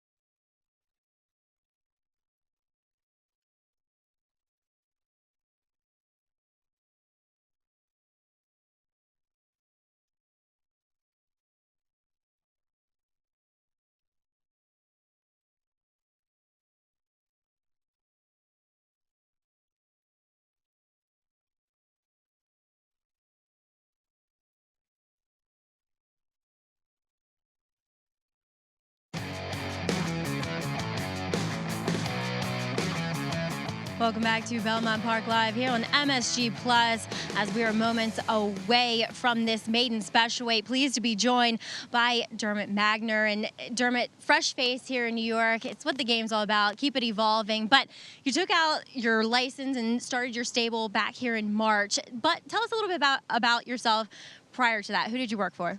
I spent 2 years with Chad Brown over at Monmouth, and before that, a couple of years with Todd. So I had a lot of experience in if you don't learn off those guys, you won't. That is the truth, and it's evident here is the way that Hirsch has shown up and is taking money. Hirsch is only your second starter. He's been working quite nicely, though. Yeah, he's showing some ability, so we're happy to debut him today. Just hoping for a nice introduction and take it from there. One of his works was actually on XBTV, and you actually had him starting out about 4 lengths behind his workmate. Do you think he's a horse that's going to emulate that same kind of running style in this 6.5 furlong event? Yeah, he's on the inside, so just hoping he breaks clean. You know, I think he will show some speed, but not necessarily on the lead. Just, you know, hopefully get a nice trip. Well, Dermot, we're wishing you the best of luck here with Hirsch. Thank you. Appreciate it. All right, guys. Second starter he is sending out. Now he's going to try and beat his former boss. That's pretty crazy, right? This horse is getting bet. I mean, yeah, he's getting bet. He went seems up like to he's 5. Cool. Seems like he's cool as a cucumber. Went to get up to 5-1, down to 9-2. I got at least 2 tips on this horse already today. He's getting bet. You know what that means? He has absolutely no chance whatsoever. The wise guy horse that There's just never wins. so many tips on this horse, but we'll see. Yeah, listen. Whether there's smoke, maybe there may be fire. Yeah, they had Saratoga Heater a little bit hurt earlier to these connections, or Nice Guy Stables. They own part of that horse, you know where too. Nice Guys finish, Paul. Yeah. They own Petey Bianchi, too, so who's going to be running in Indiana next time out. So, you know, this horse, has stayed pretty steady with the betting. And for a trainer that a lot of people don't know, 9-2 is pretty strong. Words out, no doubt, as we take a look at the analyst selections there. Next door, another first-time starter. Here's the 5. Talked about that Dam multiple stakes winner. She was graded stakes placed on synthetic and on turf. Trained by Leo O'Brien. Some flashy works. What do you think? Now, John Velasquez, the 3 people that don't know, is Leo O'Brien's son-in-law. Doesn't it feel like a prep for the turf in all likelihood? This Dam was turf and synthetic, not dirt. Yeah, I think it's a Lawn prep. row. It is a prep for the dirt. I think they might be taking a shot because the works are so good over the dirt. It's an interesting race. I mean, a prep for turf, I mean. A Fleet Lady wasn't supposed to be good on the turf either, and Greek Alpha Belt just... I absolutely... Greg, that's a good point. You're right. Yeah. It doesn't mean just because they're bred one way they can't handle their service. And you want to find out first time anyway if this horse can run in the dirt because there's a lot of opportunities. There's the 9, another firster, taking lots of money. And the money kept showing. Much like the 4, this horse never drifted up. In the face of the number 10 Pain going down to 5-2, both the 4 and 9 continue to stay at a short price. And as Maggie pointed out, better behaved. Yeah, better behaved. He ran off last time. But listen, the 9, the price shows you on the page. You see bullet after bullet after bullet, you know? But I think he's going to run big. Favorite, though, and that price has come down now on Payne, the 10 horse, who we will see next. For Chad Brown, used to be with Brad Cox at Churchill. Now, the 3-year-old debut, and blinkers come off. Let's send it upstairs to the voice of New York Racing for the call. Here's Larry Colmus. Just waiting for Payne to take up position in the outside stall here. At odds of 5-2, Payne goes in. They're all in line. They're off. Aquam was off to a slow beginning. Hot Sriracha out to the front with Lon Twist from the inside. These 2 from Throw the Fade, Point to Remember, and Il You Dare. Then Payne on the far outside and Candarita. Break of 4 back to Hirsch, and slow starting Aquam is last early. Up the backstretch, Hot Sriracha on the outside of Lon Twist. Lon Twist has got a half length in front here. 22.41 the quarter. Hot Sriracha second by 2.5. Throw the Fade and Il You Dare heads apart 3rd and 4th. Candarita's 5th, 5.5 lengths off the lead. Hirsch is picking it up now, about 6 lengths to make up. And then it's Point to Remember on the outside as they make their way toward the top of the stretch. A wide rally here for Payne, who's picking it up now. And Payne has really kicked it in, but is 5 wide coming to the top of the stretch. Wide open here. Lon Twist on the inside, Payne on the far outside, Il You Dare and Hot Sriracha. The 4 of them, and now Payne in front. Payne pulls away. Il You Dare is second. Point to Remember finishes well on the outside. So too Hirsch. Then comes Hot Sriracha. Payne's got it as they come down to the wire. Payne and Jose Ortiz are going to score here, and Hirsch got second. Then Point to Remember and Il You Dare in 1:15.91. Payne was awfully far back early and just made a sweeping wide move to get this win. 1:15 and 4 for 6.5 furlongs. They were moving. This horse, I mean, Jose Ortiz seemed to be asked in the backstretch. He couldn't keep up. Looked like he was going to finish nowhere. It looked like Hurst, the firster who ran well to be second, was going to pick him up. And he swooped by this field, Paul, like he looks like he has stakes in his future. Yeah, he does. He went right by the 4. He's going to go right by the 9. Watch the rider on the 9, Irad Ortiz Jr. He thinks he's got these other horses toast. And then he gets into the gray, and well, the 10's already by him. The race is over right here. And it's like 2 different races. Yeah, and you know what? You got to give credit. The money was right on the 4. The 4 sort of followed the 10. The 10 was just the best here. But the 4, watch when he goes left-handed here. The 4 starts to finish Rosario, and Hirsch does run a nice little second. You know, Hirsch and Joel gave the 4 a very good ride. You know, he saved ground and angled out. Jose Ortiz didn't worry about saving ground. He was 4 or 5 wide around the turn and swept by these horses. Wow. This was some performance. He knew he had plenty underneath him. Connections of the winner owned the great St. Liam. Now, he's not St. Liam, but we'll see if they've got another good one on their hands. Wow, I talked about the good horses he faced as a 2-year-old. He faced in his debut your eventual Tampa Derby winner, Tampa Bay Derby, in Quip. Faced a horse that would run in the Arkansas Derby, Ohio Derby. Now his 3-year-old season, he has come back much better. And now, after this kind of performance, where does he run next? They may not want to face him going forward after this performance. 10, 4, 8, 9. Couple of firsters, the 4 and the 9. They run very good first time. There's Chad Brown. Oh, he's all smiles. Yeah. Nice performance from Payne, moving to his barn. And, of course, he has a big weekend ahead of him. We'll be back. Stay tuned. Punches back to the outside. Exaggerator down to the 16th pole. But Exaggerator has turned the tables. He has won the Preakness. He has won the Travers over American Fire. Irish War Cry has won the Wood Memorial. Alice. Good Magic's going to win his first race, and he's going to do it in the Breeders' Cup Juvenile.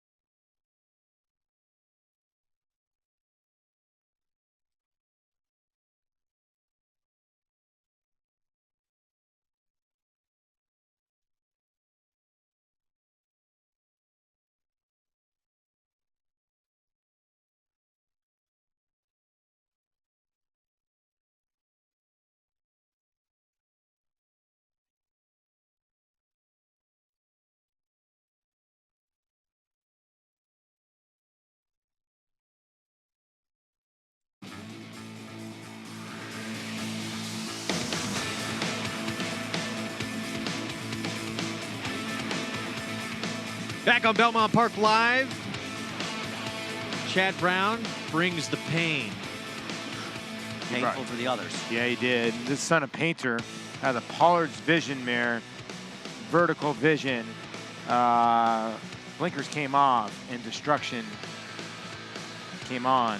Wow. That was a huge performance. That's the Warrens here, maybe, for that horse. That's nice. Yeah, that's pretty cool. Nice horse. They got a nice little colt here, 3-year-old colt. We always talk about like what 3-year-old is going to step up late toward the season. I get it. This is just a sprint race on a Friday, but this was pretty impressive. You know, listen, it's a long way from there, but I suppose in a perfect world, you try to get a race early in Saratoga, early in August, and you think if there's a way to make the Allen Jerkins, you make it. If not, then you look towards a race like the Gallant Bob, perhaps, at Parks on Philadelphia Derby Day. But that horse, based on this race, deserves to at least be in the conversation, doesn't he?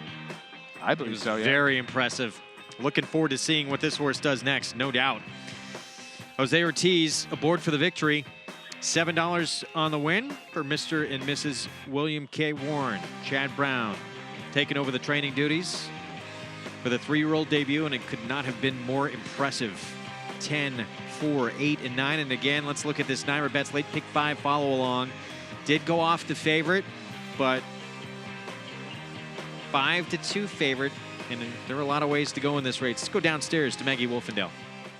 Joined by Chad Brown here, winning conditioner of Payne. And Chad, last time out, he kind of made this big move and then got caught late. He almost ran the same race today, but he kept going. Talk a little bit about this horse's development. Well, it's his first start for me. So he had a layoff. He's transferred to me, and it gave him some time off. He had pretty good form coming into me, but I think the break did him good. He'd been training real well, and Jose said he just didn't like the kickback on the backside. I wasn't feeling too good at that point. He was backing up pretty good, but he says once he caught his breath and got out of the dirt, he started to pick it up, and he just said, I'm not going to slow him down now, and he made a big sweeping move and got there. Chad, that's a fast time, too. 1:15.4. I mean, you got to be thinking about possible 3-year-old stakes. Yeah, well, we'll probably take him through his conditions first, but I agree with you. Given that time, if he keeps on developing the way he ran today, he should be a stake horse. Chad, big day for you tomorrow. I know everybody's asked you about Analyze It and significant form in the Oaks and the Derby, but I want to talk to you a little bit about your Suburban runner, which is a deep field, but Take Your Guns, I thought ran pretty well considering 1.5 miles, gets back to 1.25 miles. What do you think about him? Yeah, he's an interesting horse. You know, the race came up way tougher than I thought it would. But, you know, that said, that much money being given away, you should probably figure at the end someone was going to show up, and they did. So made a big middle move, like you said. A cutback looks on form like it'll suit this horse. And if that last race doesn't take too much out of him, then he should be able to get a piece. All right. Well, congratulations here. Best of luck tomorrow, too. Thanks a lot. All right, Greg. Maggie, thanks. Yeah, Take Your Guns. He'd won 3 out of his last 4 starts until he was 4th behind Opportunity in the Grade 2 Brooklyn. Now he'll cut back to 1.25 miles. Post 7 tomorrow in a loaded edition of the Suburban. Race 8 next on our show at 6 furlongs on the inner turf. Masked formerly with Bob Baffert, now with Brad Cox. We just saw a horse who used to be with Brad Cox come back and win for Chad Brown. Now can Brad Cox get a little good mojo here? Well, I tell you, he's also got to face a very difficult Simon Bar Sinister, who gave Underdog a lot of problems. So maybe he give Mass some problems as well. Underdog. Simon Bar Sinister. Yeah. Underdog. Miss Polly. Come on, Way Andy. to come with that from back in the day. I'm old. And that horse I'm here figures to in save this the race. day. 9-2 on Simon Bar Sinister. We're going to take a break. We'll be back with more, including a recap of stakes action earlier. 8 dinner stakes. We'll take a look at that when we return on Belmont Park Live. International Super Sire Warfront. Among his 34 stakes horses in 2017 were Grade 1 winners American Patriot, Avenge, Roly Poly, War Flag, and Europe's champion 2-year-old colt, U.S. Navy Flag. Last year, Warfront was the nation's #1 sire in multiple categories. In the sales ring, his yearlings continue to bring prices well over $1 million. Warfront, standing at Claiborne Farm.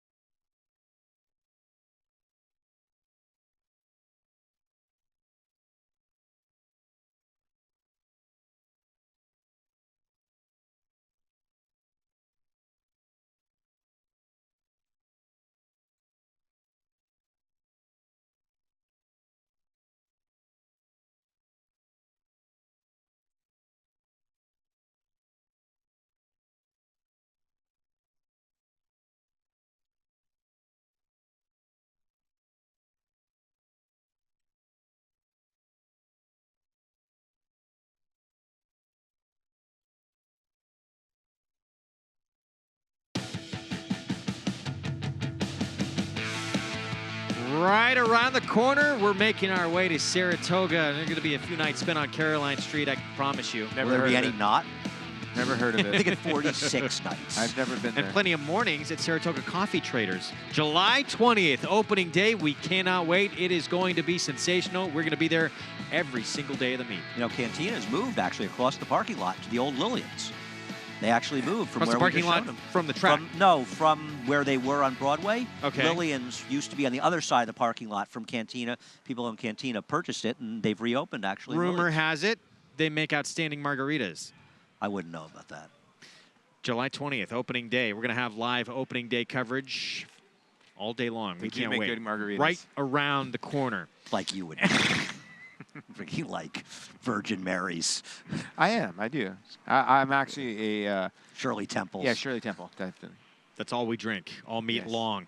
Earlier on the card, we had a stakes race. Back in race number 3, mile and 16th, State Dinner Stakes, and Jason Service, Sunny Ridge.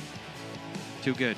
I'm just glad Jason Service won a race. I'm starting to feel bad. He actually lost in the first race today, and he had to win this one to keep his 50% streak up. His horses can't be beaten. Timeline was disappointing. Incredible. Sunny Ridge was awesome. Yeah, he was. You can't take anything away from this Gray, and you're right. I mean, I was looking up some stats. He's like 44 out of his last 100. That's unbelievable, about 44%. And he's winning race after race, and Sunny Ridge was the best today. And Andy, I'm with Andy a little bit. Timeline's just a tiny bit disappointing because the rail has been good the last couple days. And he set a very moderate pace in there. He barely held off You're to Blame to be second in there. And I don't want to be too hard on him. He's obviously a very talented horse, but he's just not really the horse who's taken a step forward the big boys. But this is a nice win by him. I wonder if they'll be looking to run in the Alley-Dar in Saratoga, and if that works out, maybe go to the Woodward at the end of the meet. Or, of course, they take a shot in the Whitney. Ooh, that would be Well, interesting. actually, well, I mean, listen, why not? I mean, everybody else is taking a shot in the Whitney, right? I'm getting a horse suit with you, Paul. Yeah. Big purse.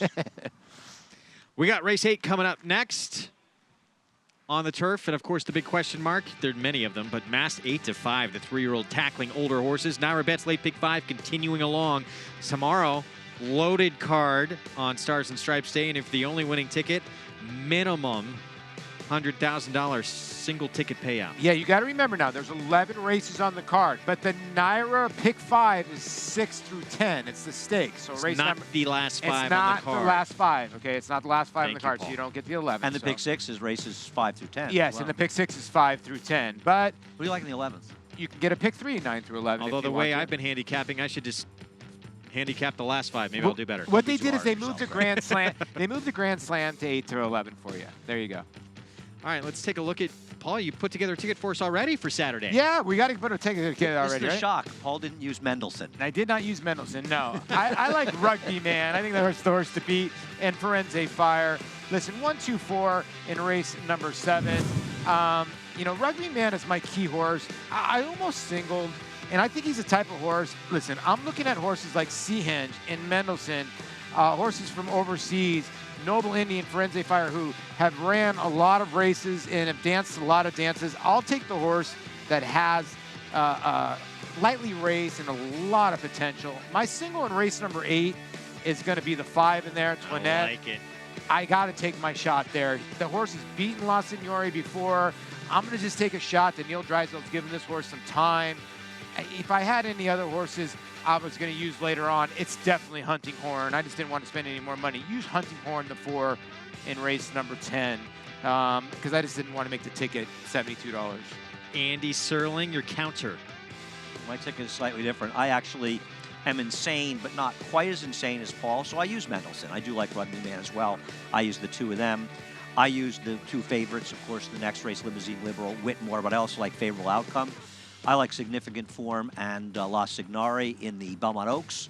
I use Taprit and the 2 Baffords, Dr. Door, as well as Opportunity. And in the last leg, the Belmont Derby, Catholic Boy and Analyze It. I like Analyze It to wire the field, and Hunting Horn. And if I used a 4th, I would be using Hawkish. Okay, yeah, no one hawkish on nobody's No, tickets he can win. here. He can win.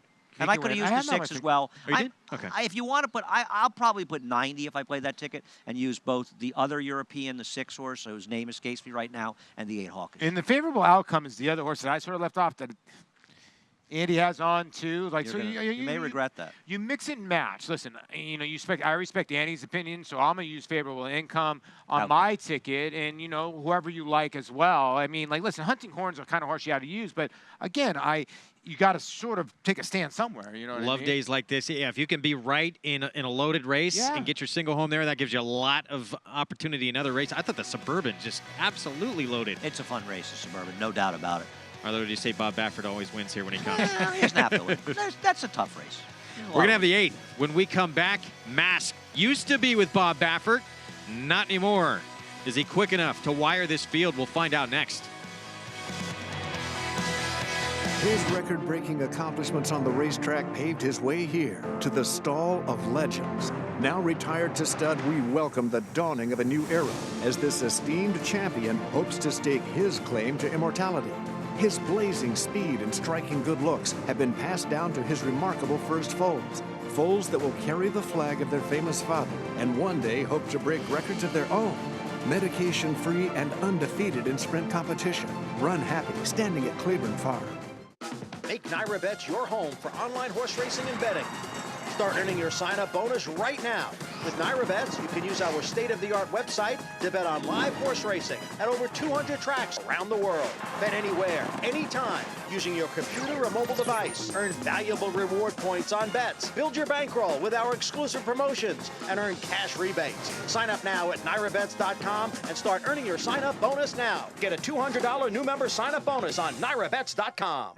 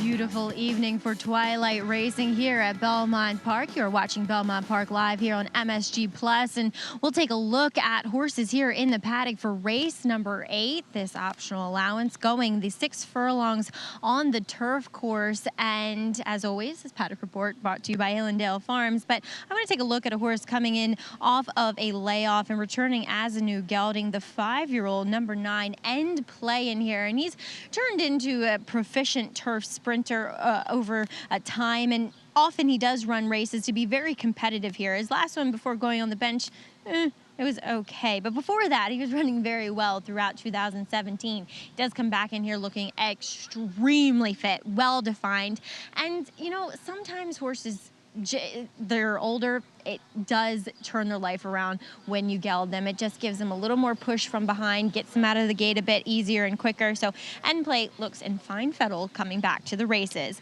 Moving on to a new face here in New York, that's number 11, Get a Valentine. game horse. You watch his replays, and he really lays it all on the line for you, at least in his Joe Sharp trainee races. And I like what I see here in the paddock. Not the most substance or the thickest boned horse, but very beautifully put together, well defined here, and very fit coming off of a freshening. And like I said, I appreciate a horse who really does have a big heart and lays it out there each and every time. And then number 12 is Our Independence, and going back to his last win, which was against much lesser than this, I thought ran very well. And I ran back into the racing office and asked who claimed that horse, and they said Danny Gargan. I was like, ooh, that is pretty interesting. I like what I see here from Our Independence. And I liked him last time. I picked him, but just kind of progressively has put on a little more muscle mass to me. His coat looks fantastic. He's got that confident swagger here in the paddock. As a double-digit price right now, he's pretty intriguing to me. We know that he likes this kind of distance as well here, Greg. That is a barn that can move him up off the claim. Danny Gargan, no doubt, 10-1 on that 12-horse Independence from that outside slot. Definitely intriguing. Better move that one up. This is a tough field. Yeah, it is a tough field. When you're going from 16-25 to 62-5, it's moving up a lot. But you're right. Danny can move him up. Well, Masked, the 3. Let's take a look at him in the Paradise Creek. He was beaten by a horse named Gadoo, who, again, said earlier in the show, would head over to Royal Ascot and really put in a good showing of himself. He finished 6th now. The second place finisher was 4th at Canterbury Downs, wherever that's worth. He's beat less than 2 lengths, kind of an English name, Canterbury. I don't know. I'm not sure what to make of it. I don't like Mask in this spot, especially at a short price. I honestly think he's facing horses that are faster than him early, and this is a very contentious field. Could he win? Yes, but I don't want any part of him at a short price. Well, you're getting what 8-5 now, and you're right. He could be pot committed from the get-go, and with the 1 being not very fast, the 6 to his complete outside with a 4 and 5 scratch is fast. Here's the 1, Battle in Seattle, trained by Graham Motion. Jose Ortiz rides. Graham Motion does not have good numbers going from synthetic to turf, and that's what this horse is doing. He would need to improve. Here is Mask, the son of Data Link. John Velasquez aboard for Brad Cox. Listen, he's a talented runner, and he's faced good 3-year-olds, but now he's facing olders for the first time. Blessed Halo, the other speed in here, trained by David Canizzo and Joel Rosario aboard. Yeah, took a field gate to wire at about 15-1 2-back. Then last time broke through the gate and just had no punch. If this horse can get out of the gate, he could be the thorn in the side to the speed, the 3. Simon Barr, Sinister, Joe Bravo aboard for trainer John Mazza's 7-year-old debut. From a class standpoint, he's probably faced the toughest horses of anybody in here, but this is a tough spot to be coming off of this 9-month layoff. Going to see N play next. It's going to be his 5-year-old debut. He's not raced since November. He's trained by Tom Bush. Irad Ortiz Jr. aboard. Comes back as a new gelding for his 5-year-old debut. He's a horse that's better off getting a small piece. Tough spot off a layoff. English Minister, the 10. Javier Castellano rides from Michael Trombetta, 8-year-old son of English Channel. Yeah, he's one of 2 in here, the 7 and the 10 that are up for the tag in here for 62.5. Excuse me, the 12 as well. So 3 horses in here. Another quick one we'll see next here. Get a Valentine, the 11. Luis Saez aboard for Joe Sharp. Quickly improving since being claimed by Joe Sharp. He is a player, and he has speed. And the 12, the Danny Gargan horse off the claim here. Son to put it back. Our Independence. Hot at the claim box. I'm always wondering if Danny's putting this horse at 62.5 because he does not want this horse to be claimed to take to Saratoga, because the horse has been claimed the last 5 times he's been entered. He won't be claimed today. No, he's not. Not for 62.5. But you might see him back at Saratoga for 32. We bet him last time on the show, and he got a very good trip when he got the victory. A good field, but he got a very good trip. This is a tough field. Well, let's take a look here. Brad Cox, of course, now this horse coming to him from Bob Baffert. Trainer switch and turf sprints, 5 to 7 furlongs over the last 5 years. He's 23%. It's a small sample size. It's only 13 starters, and I don't want to make too much of it. But he is a very high percentage trainer, and I thought it was interesting. He hasn't had a lot of success. But once again, it's such a small sample size. Yeah, it is. It's a small sample size. I hate the small sample size because you're going from good trainer to good trainer, you know? I think he's quicker than these other 2. We'll find out. I don't think he's quicker than 6. All right. I feel a side wager coming along. You want to double nothing on the 2 We're going to take a break. Might as well. 5 minutes to post. We'll be back with this 8th race next.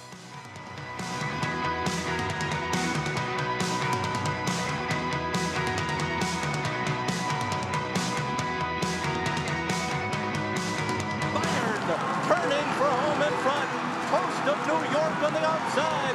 California Chrome is third. Shared Belief laboring back there in fifth. 1 furlong to run. Bayern, Coast of New York. California Chrome on the outside. The three of them come to the wire. Bayern, Coast of New York. California Chrome. Here's the finish. Bayern holds on.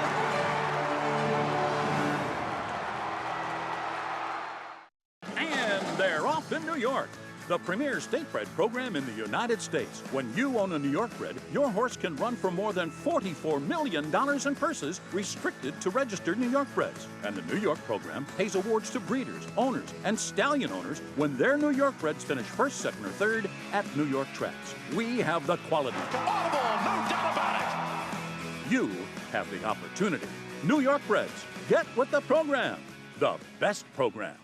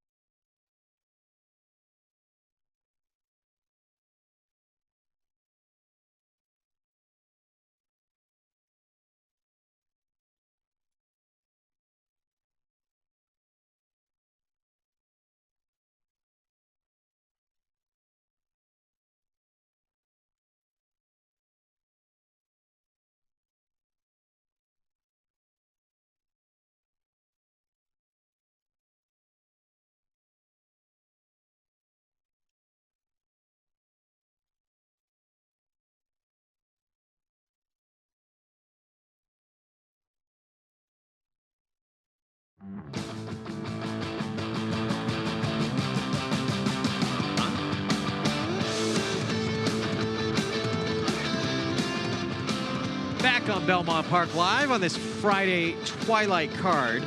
$200 new member sign-up bonus. Take advantage. Use that promo code LIVE. Go to NowRevets.com. Get signed up, started. Bet any race, anytime, anywhere, including this 8th race we have coming up next. It's a good one. It is a good one. This is a good race. And a good double, as you mentioned earlier, to It go is. after. You know, people really should stick around and catch that 9th race on the NYRA Now app, where I often watch them, especially if I'm not still at the track. And it's an excellent late double. We talked about the 3 and his speed. Let's look at the other 2 speedsters in here. Here's one of them, the 6 Blessed Halo. He is a 4-year-old, Mask only a 3-year-old.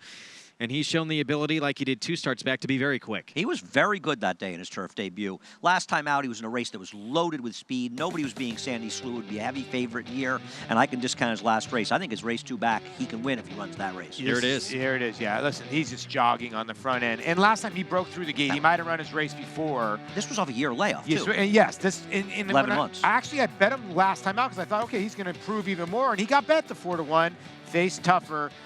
He can get, if he can clear Mask early, he could be tough in here. I just don't know if that happens or not. We'll see, but he's a dangerous horse. He's quick. Also, the 11, another speedster. That's Get a Valentine, another 4-year-old. He's the son of Get Stormy for trainer Joe Sharp. He was not on the lead last start. He had a poor break out of the gates, but usually he is in front. He actually was engaged in there was a wicked pace. There were 3 horses that were way ahead of the rest of the field, and the other 2 speeds ran nowhere. He ran very well to be second in that race. He's crazy horse, right? He was a horse that was turned himself around now to be a turf sprinter. You look, he was actually a closing router. Now he's a speedster on the turf sprinting. So he's totally changed his style, and it's actually turned out for the best for him. And our analysts all over the place. Maggie Wolfendale actually likes Get a Valentine. Andy Serling, though, going with English Minister. Why'd you like the 10? I'm hoping he gets some speed to run into, and I thought 6 furlongs a better distance for him. I like the switch to Javier Castellano. I thought it was a very, very tough race, and he was one of the ones that could win. He'll be rolling late. It seems like that horse wants 6.5. He's like caught in between, but he's going to be rolling late, that horse. 45th start of his career, the 10 English Minister. As we get set for a load here momentarily, 6-5 on Masked 3-year-old facing older horses for the first time. He's going to have to deal likely with those 2 other speedsters in here. I'm not risking the dunce cap. It's not worth it. But boy, do I think he's way over bet. I think it's ridiculous. We all agree on that, right? Yeah, I do too. You know, he ran a bang-up race. I get it. And you're going into a good barn, Brad Cox, but there's a lot of horses in here that have run better races than him on paper. Yeah, this is a very poor price. He steps into the gate. He's the 6-5 favorite. Let's send it upstairs to the voice of horse racing's Triple Crown for the call. Larry Colmus, take it away. Bar Sinister is the next one into line here, and that will leave Our Independence to complete the line as Masked continues to be the favorite at odds of 7-5. Our Independence goes in. They're all in line.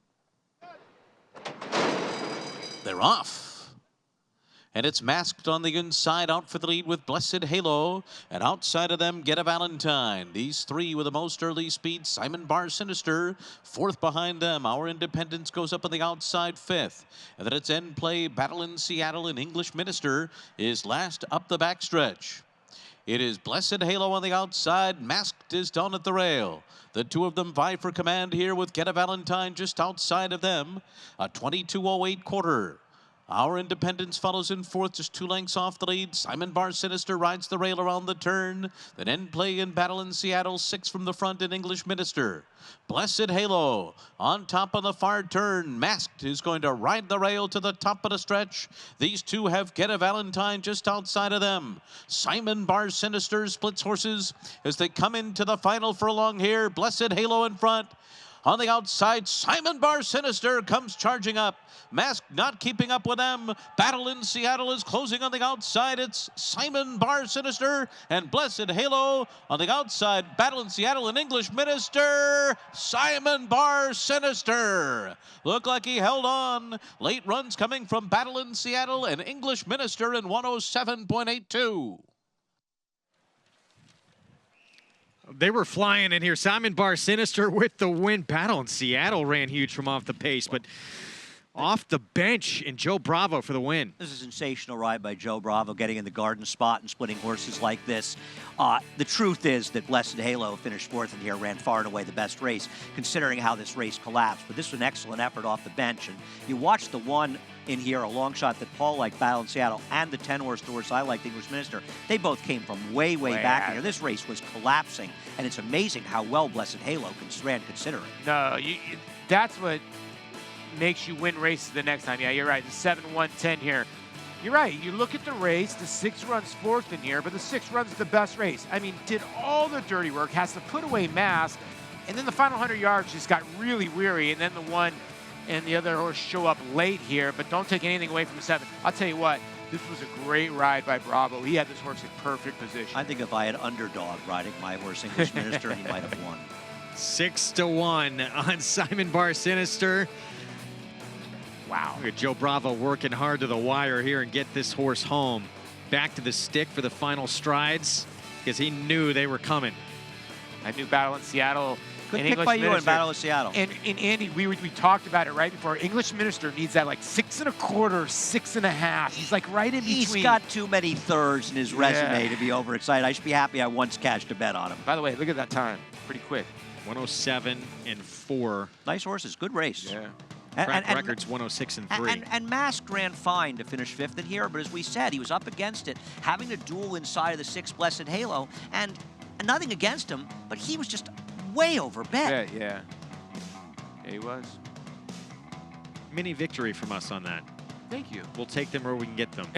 That's true. Well, but I nice mean, if listen, if it ran 110. But you like this horse. No, but the reality is, if you throw out horses like the 3 Mask, you can Dutch your bets. Now, I didn't like Battle in Seattle, but if Paul and I got together, I mean, we could have. Exactly. You could fool around in Trizer and Supers and Dimes and do some things and make some damage. That's how you win. It's not always about picking winners. It's about finding vulnerable favorites, and Mask was vulnerable. I like that. The Super, right? 6-1 over 10-1 over 7 over 7. Dime Super. Yeah, right. There's Joe Bravo. He's as good as it gets in jockey karaoke as well. He's pretty good. That's right around the corner, by the way. I think his go-to song is Electric Avenue, Eddie Grant. I love that song. We'll be back with prices from this 8th race right after this. Don't go anywhere. This 3-time graded stakes winning millionaire defeated 20 Grade 1 winners. In the Dixie Stakes, he defeated Canadian champion and horse of the year Up with the Birds and set a new course record at Saratoga.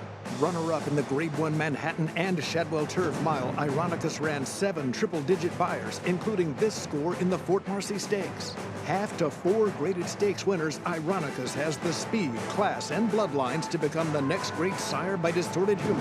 Ironicus at Claiborne Farm. Make NyraBets your home for online horse racing and betting. Start earning your sign-up bonus right now. With NyraBets, you can use our state-of-the-art website to bet on live horse racing at over 200 tracks around the world. Bet anywhere, anytime, using your computer or mobile device. Earn valuable reward points on bets. Build your bankroll with our exclusive promotions and earn cash rebates. Sign up now at NyraBets.com and start earning your sign-up bonus now. NyraBets, racing's best play.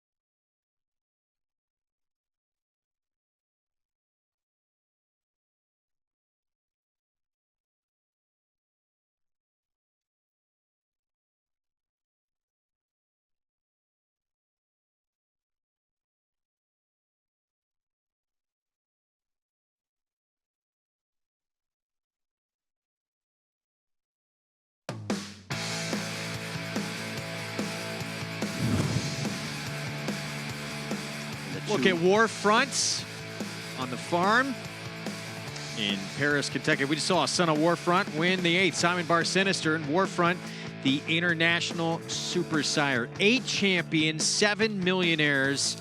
Had 34 stakes horses last year. Yearlings sold up to $1.9 million each of the last 2 years. I'm still upset when he got beaten at the wire in the Tom Fool at Belmont, and I bet him.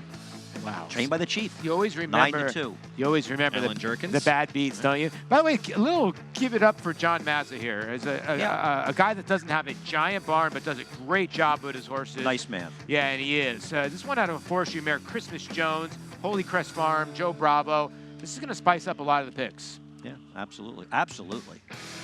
So there's 2 horses not covered. The long shots, 3 and 6 in the last race. The Son of Warfront getting across the wire first. Simon Bar Sinister in the 8th race. Let's take a look at the NyraBets late pick 5 follow-along.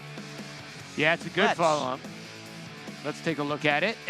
Payne, circle the field. Obviously, Simon Bar Sinister helps it out. The lowest you can do is about, what, $2 grand? Always about $220 for 50 cents.